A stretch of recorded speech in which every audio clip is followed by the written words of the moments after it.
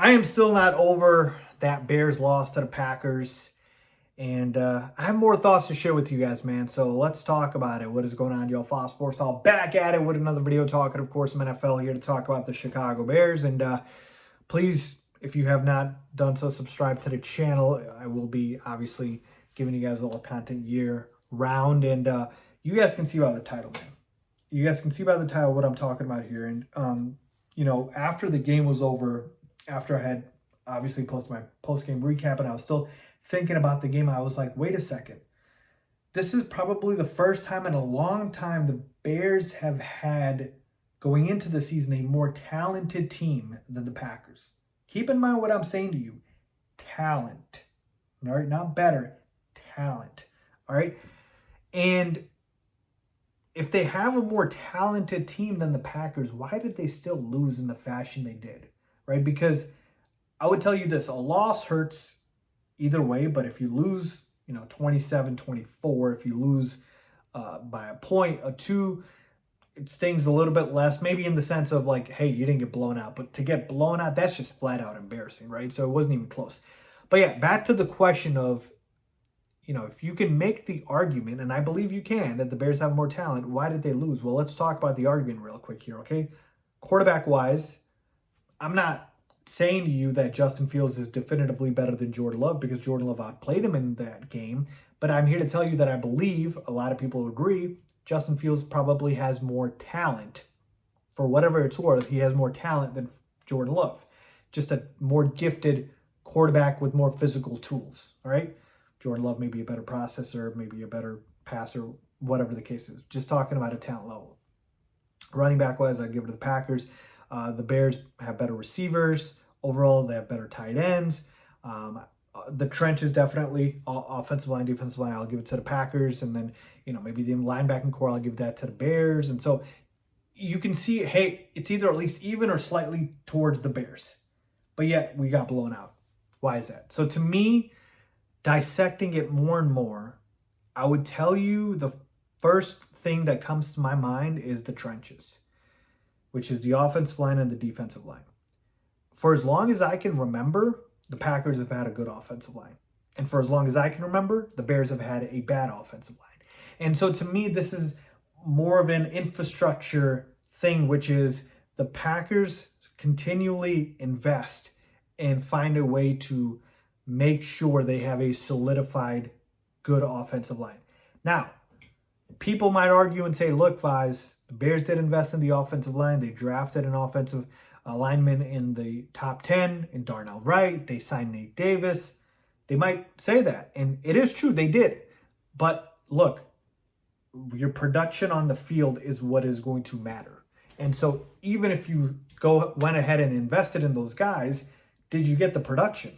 And if you didn't get the production, then you basically didn't invest in the right guys. Now, it's one game, right? Don't get me wrong here. We're talking about a one-game sample size, but it's just, I want to talk about this because I think it is worth talking about, which is the Bears' offensive line, even if they, quote-unquote, invested in it, didn't do enough because the offensive line played terribly.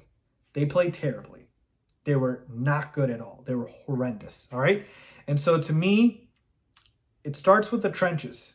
Football is won in the trenches, and if you flip that, if you flip the offensive lines and the defensive lines, so imagine Justin Fields is getting all the time in the world, Jordan Love's getting pressured, and vice versa, right? The defensive line for the Bears is obviously getting to Jordan Love. You get my point here. If you flip it for what happened today, it's probably a different outcome on the game. And I'm not even talking about how Fields played or Love played or the receivers at times. I'm not talking about any of that. I'm just saying flip the trenches. Give the Bears the Packers offensive line and give the Bears the Packers defensive line.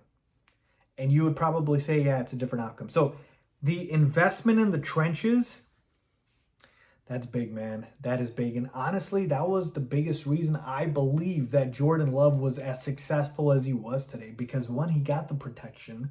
He got to sit back and actually dissect the defense. And two, to his credit, learning and being in that system, he was able to make the right reads and deliver and be on point with it, right? And so to me, it starts with the trenches. That's the first thing. The second thing, coaching. All right.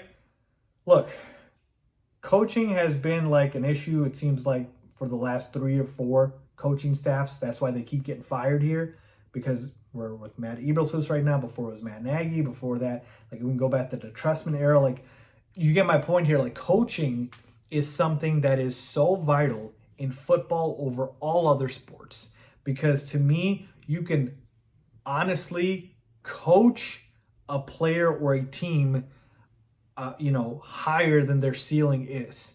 Right? A perfect example of this, and maybe it's not the right time to talk about it because they got absolutely blasted on Sunday Night Football, was the Giants, right? Brian Daboll got a lot out of that team because of his coaching last year. Again, we're not overreacting to one game here because of what happened, but Brian Daboll did get a lot out of that team, and, that was a lot due to coaching. And so with the Bears, coaching just is never consistent. The play calling is never, consistent week in and week out. You never 100% know what you're getting. The offense is not fluid. It's always something or the other. It's very herky-jerky. It's just very up and down. And, coaching just needs to be better. And this is both sides of the football, by the way. Defensively, the Bears were terrible. They couldn't get any pressure. They couldn't do anything on third down. Like, it was just pitch and catch for Jordan Love on third down, man. Receiver run wide open, and he goes ahead and he delivers the ball, to his credit. So coaching is such a big difference here. The Packers have had good coaching for so many years, right? And even when they did get rid of Mike McCarthy, they went and found Matt LaFleur. And Matt LaFleur, again, I know he hasn't won a Super Bowl, but record speaks for itself. It's very, very good. Now, I know he's had a Hall of Fame quarterback, but my point is, record speaks for itself. All right. He is a solid coach. And the last thing to me is culture. Now, culture takes a while to build. So this is why I put it last, because to me, culture is something that does not happen overnight. It takes years and years to build. And look, with the Packers, it's no secret. They've got a culture of great quarterback play. They've got a culture of having a good offense. They've got a culture of being a good team. Right? If you've been a good team, a contender for 15, 20, 30 years, right, that culture is going to build over time. And if you've been incompetent for 10, 20, 30 years, it's going to stay there for a long time. You take other organizations into account here, right? Like, for example, the Browns. The Browns were god-awful for so many years.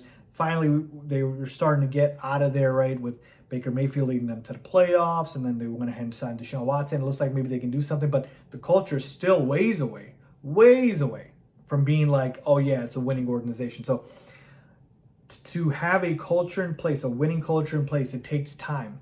And the Bears just don't have that yet. They don't have that yet. So it needs to come. But yeah, those are the 3 things I would say, folks, to me, is the trenches, coaching, and culture.